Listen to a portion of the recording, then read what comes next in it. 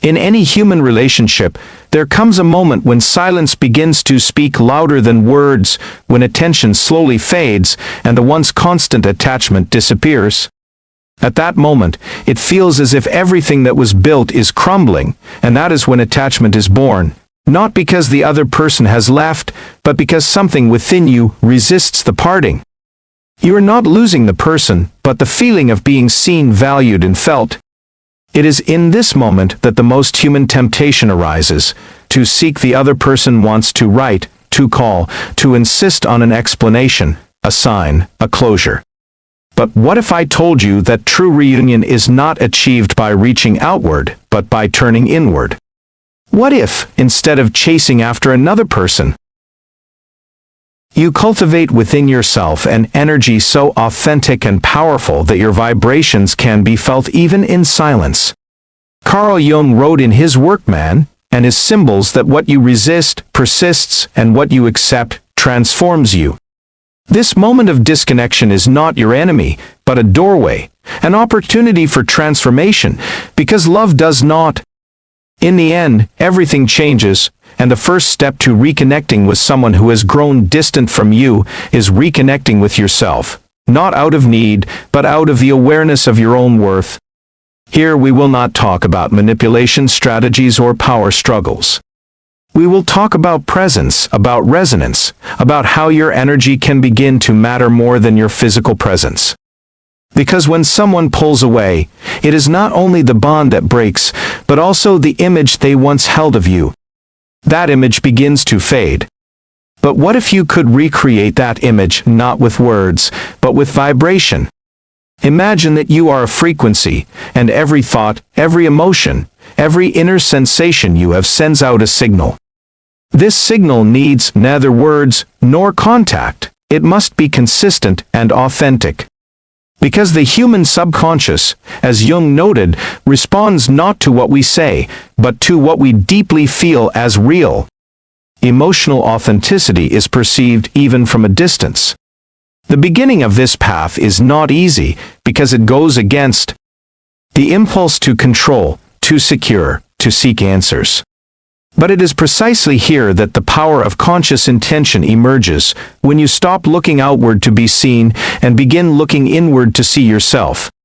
Something shifts, as if the energy begins to condense, becoming dense, magnetic, unforgettable. It is within this inner space that you become strong, that you stop waiting for the other person, and strangely enough, they begin to feel you.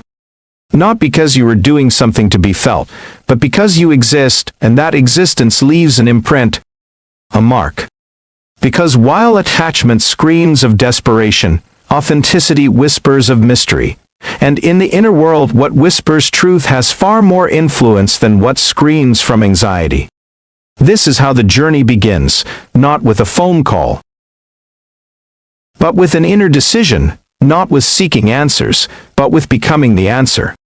Because when you change your vibration, everything else begins to shift on its own. And then the other person, without even knowing why, begins to remember you with their soul. This is what we call empathic projection. We are not talking about merely wanting another person to think about us. We are speaking of a deep practice of silent emotional connection.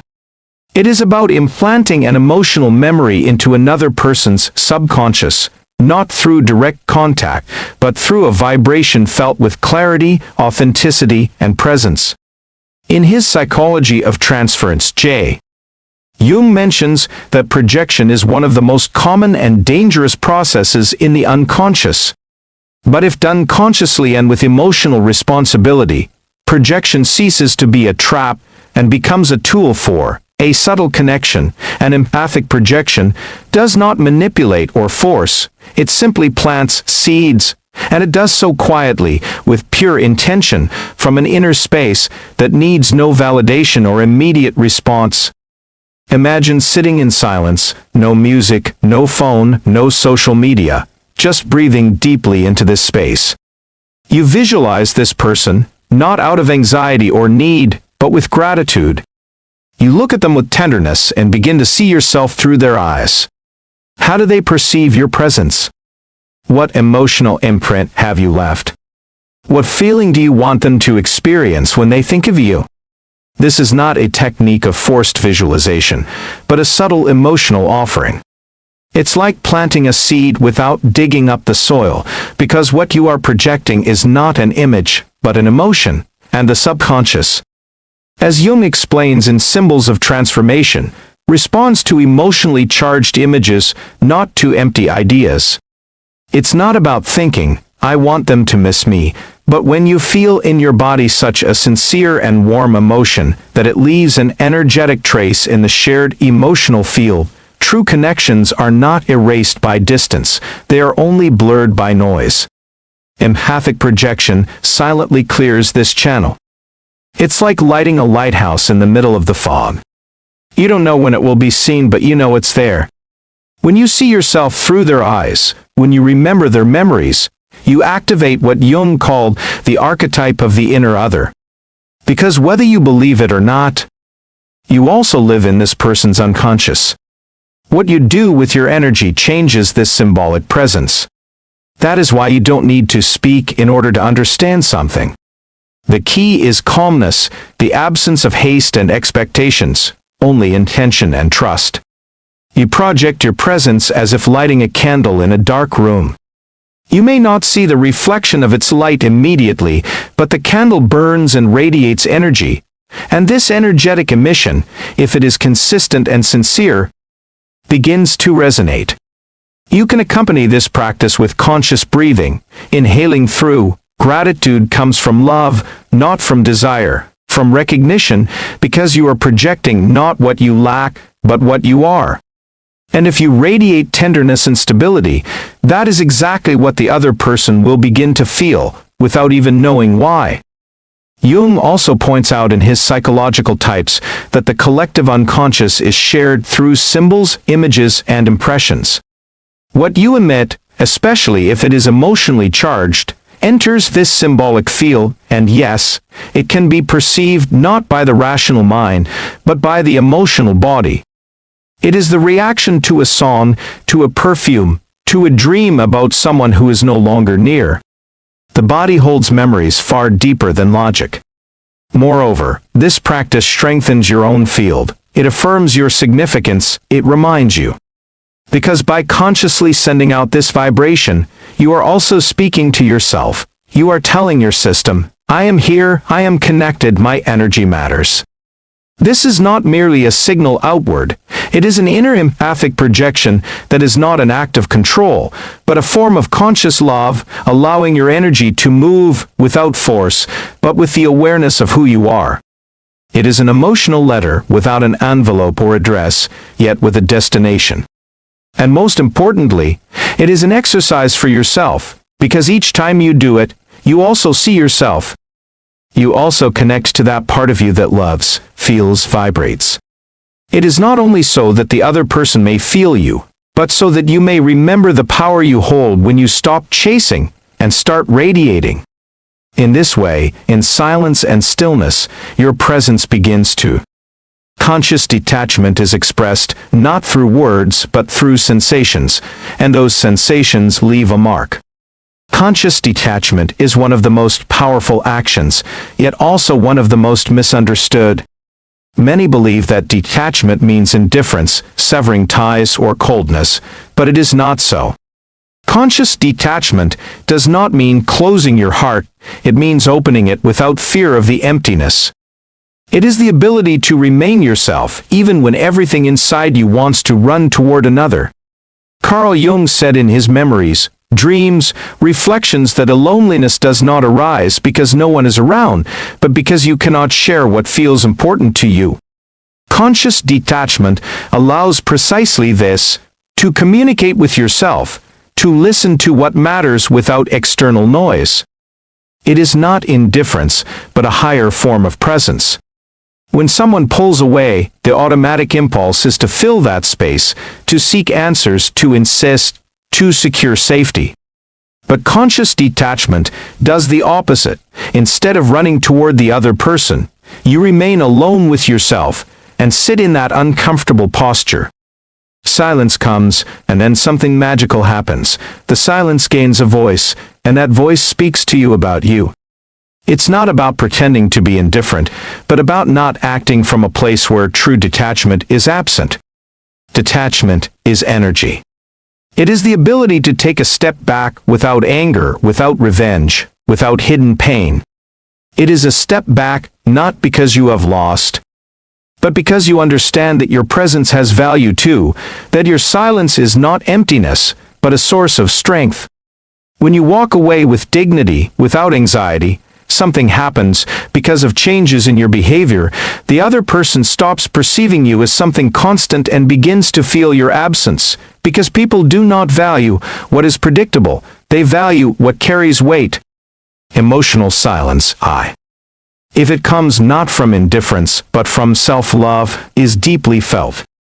Jung writes that in the relationship between the ego and the unconscious, what is repressed does not disappear, but manifests in a more intense and unexpected way. When you consciously decide not to reach out to another person, you are not suppressing them, you are transforming the energy of that.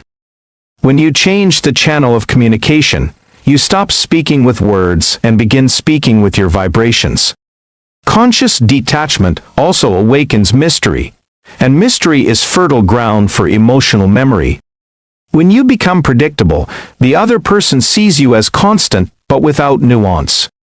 But when you detach with presence and without resentment, what remains is not a wound, but an echo, and this echo resonates not in the mind, but in the emotions.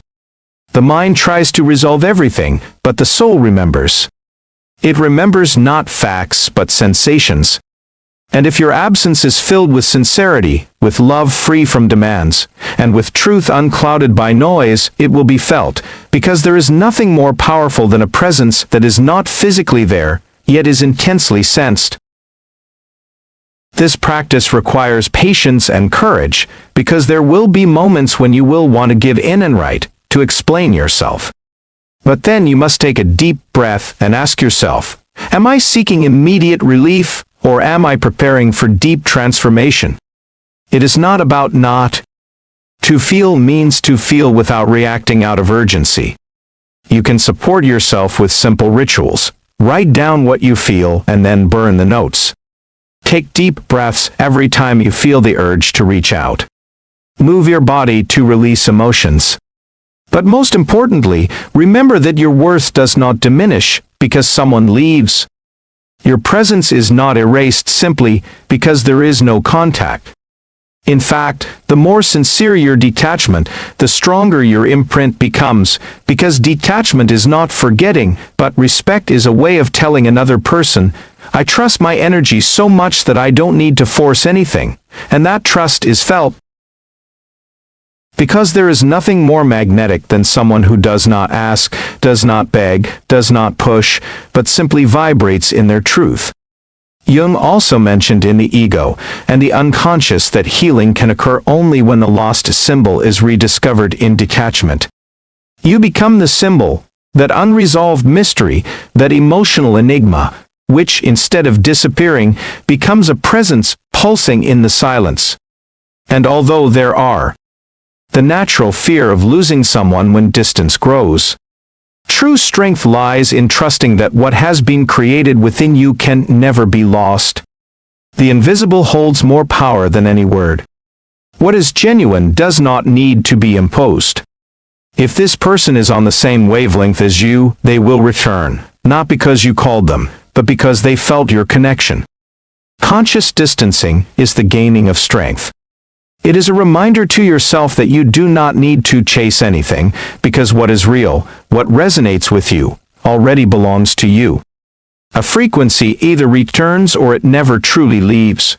And if it doesn't return, it's because you have grown so much that you no longer need it.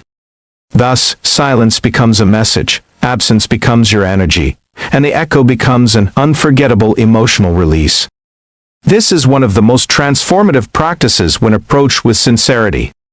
It's not about wanting the other person to come back, it's about feeling, vibrating, radiating a frequency so genuine that the external reality begins to align with your internal state.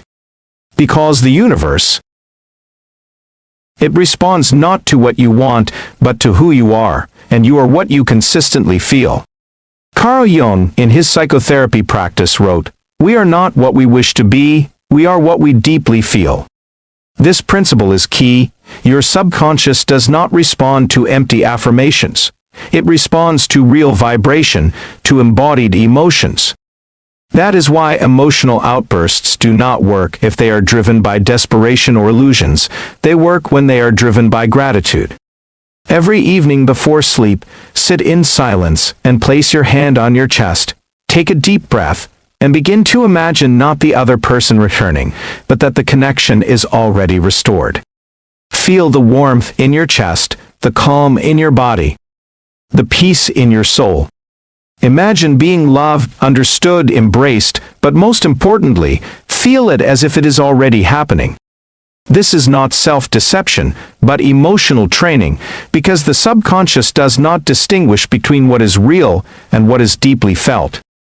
If you can hold the emotion long enough, your energy field will change, and when your field changes, your vibration becomes the new magnet. It's not about imagining conversation scenarios or detailed reconciliation, but about feeling the emotional state you want to experience: love, respect, calm, unity. Once you feel it, you radiate it, and by radiating it, you are not changing the other person, you are changing yourself. It is important that this practice is rooted in gratitude, not as a mental obligation, but as a real state. Thank you for this love that already vibrates within me. Thank you for this meeting that is already happening on a subtle level. Thank you because I feel whole, feel loved. Do not beg, do not worry, only emotional confidence. Jung noted that in the ego and the unconscious, emotion is the starting point of all psychic change. Emotional expression is not aimed at manipulation, but at bringing about change from within. When you consistently change your inner state, reality has no choice but to reflect it in some way, perhaps not in the way you expect, but always in alignment with what you are attuned to. At first, it may feel artificial, but over time it becomes a refuge, because while everyone around you, when you seek answers, you become the answer yourself, while others react to emptiness. You fill your space with conscious emotions, and this is felt at a distance, because the soul recognizes vibrations faster than words. This exercise becomes even more effective if you support it with small daily actions that amplify this vibration. Listen to inspiring music, move gracefully, surround yourself with beauty, speak to yourself gently. All of this creates emotional coherence, and coherence is clarity. The language of the universe. And yes, another person may feel this, not because you are projecting a mental image, but because you are modulating your field, and every field interacts with the fields of others. There's nothing you can do about it. If someone has been connected to you, they will continue to resonate with you on some level. And if your vibration changes, that resonance will also change. Do not expect an immediate reaction. Do not treat this as a trick. Do not measure results. This practice is for you, for your peace, for your coherence. It is a form of vibrational meditation is the art of feeling without asking, of radiating without controlling. It is unconditional love, first and foremost, for yourself. Carl Jung also wrote that an unlived life is a disease from which one can die. How many of us are alive, yet deprived of emotion? To return to life, we must not dramatize, but recognize our ability to create our own emotional atmosphere. And if another person at some point feels these changes in you, it will not be because you caused them, but because this frequency can no longer be ignored, because you have ceased to be a memory and have become a living presence, invisible, yet absolutely real. Emotional giving becomes a way to return to yourself, to restore yourself, to become love before receiving it. And then everything changes, not because you force it, but because you radiate it, because the soul recognizes authenticity. Silent affirmations are not just motivational phrases you repeat without feeling them. They are energetic mantras, an inner resonance.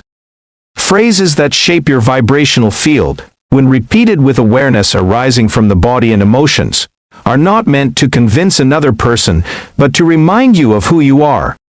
In Modern Man, in Search of a Soul, Carl Jung explained that we see the world not as it is, but as we are, and who we are is largely determined by the thoughts we continually cultivate. Silent affirmations are seeds that, if planted with presence, will change your inner environment. They do not change you, they reveal you. These phrases are not spoken aloud. They whisper in your ear while you breathe deeply, while you walk, while you sit in silence. They become the inner pulse that accompanies you, and most importantly, they ask for nothing, demand nothing. They simply affirm, feeling like inner confidence rather than an external request. For example, I am present even when I am not there. My energy leaves a trace. I am remembered because I radiate truth. I don't need to be seen to be felt. I choose to radiate authenticity. My absence is also a presence. I believe in the power of my field. My frequency speaks for me. I am in harmony with what I deserve.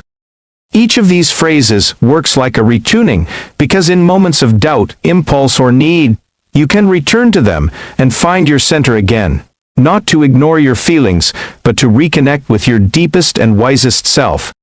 They are small anchors that hold you when it feels like everything is falling apart. Repeating these phrases is not a mechanical process, but a ritual. You do it when you wake up, before sleep, in the midst of strong emotions, and with each repetition, the phrase stops being a thought and becomes a frequency, a noticeable frequency that vibrates and communicates without words.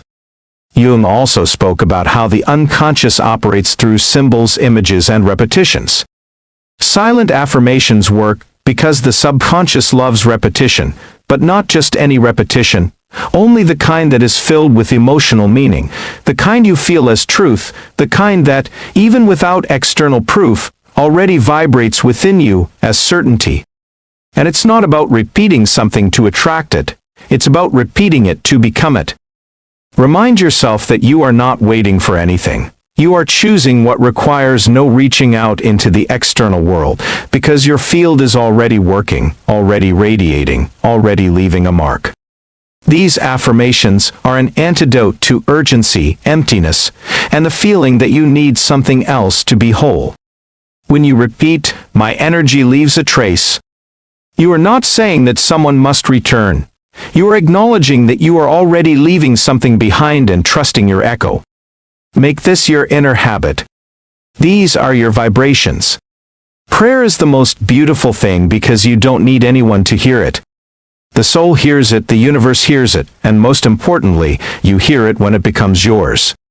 Phrases transform, some stop resonating, while others arise spontaneously. Listen to them, feel which ones are born within you, because when an affirmation is born from genuine emotion, its impact is amplified many times over.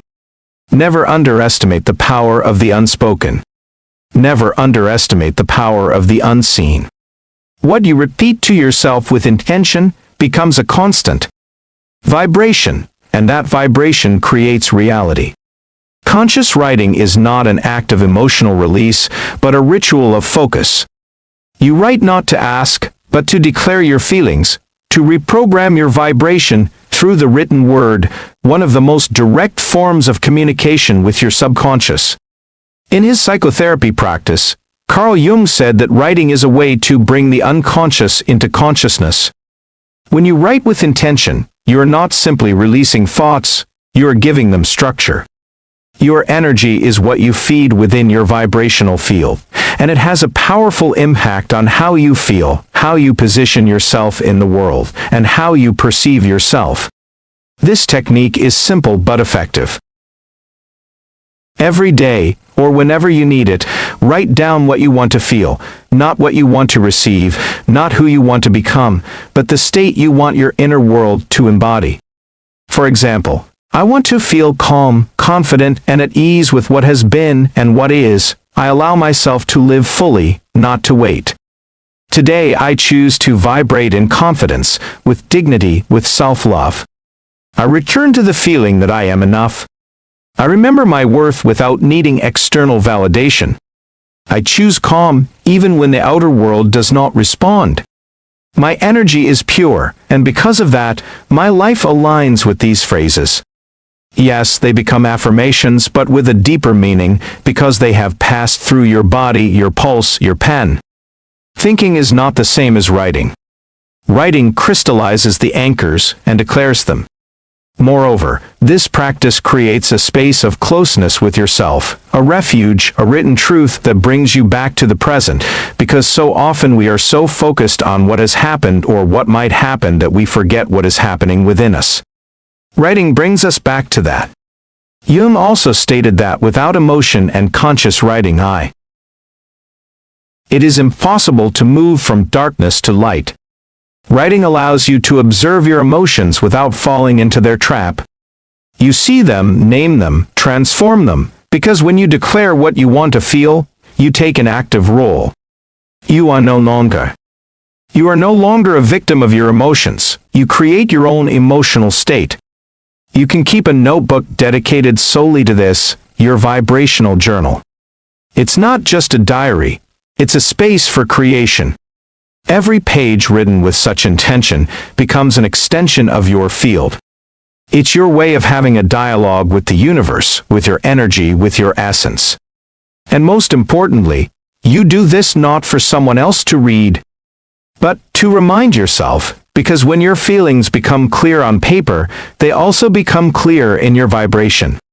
It's noticeable. It can be felt at a distance in the way you move, speak, and exist in this world. This practice also helps in moments when anxiety builds. Instead of writing to that person, write to yourself. Declare what you need, what you deserve, what you choose, because if you can hold your center on paper, it will be easier to hold it in life. Writing is an act of strength, not of imposing, but of declaring.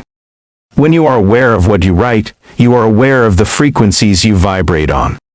And when you vibrate with intention, the world begins to respond in alignment. The body does not lie, while the rational mind overthinks and creates stories. The body vibrates, feels, and holds memory. This is why intentional movement of the body is one of the most direct ways to unlock stagnant emotions and raise your frequency. Movement is not just a physical act, it is an energetic vibration. In his work, The Ego and the Unconscious, Carl Jung suggested that all psychic energy, if not expressed, becomes a symptom, and these symptoms often manifest as tension, anxiety, fatigue, or stiffness in the body. This is why movement it's not about aesthetics, it's about emotional medicine. It's a way to channel what cannot find release in words. You don't need a complex routine, only attention, intention, and breath. You can start your day with slow stretching, feeling each muscle and breathing deeply. You can dance alone in your room, allowing your body to express itself without choreography or judgment. You can practice deep breathing with gentle movements that match the natural rhythm of your emotions. Every time you move consciously, you are telling your body, the system of, I am present, I release, I choose to feel differently. And this energetic signal is more powerful than 1,000 positive thoughts, because the body has its own language, one that resonates far more deeply than words. Movement also breaks patterns. You tend to react the same way to certain emotions, shutting down, freezing, tensing up. By moving, you create space, because if something is true, it doesn't need to be forced, it only needs to be felt. In this stillness, you grow stronger, you cleanse, and you restore your connection with the dive into yourself, and then everything that is meant to return will come back, not through pressure, but through resonance. Inaction becomes a strategy.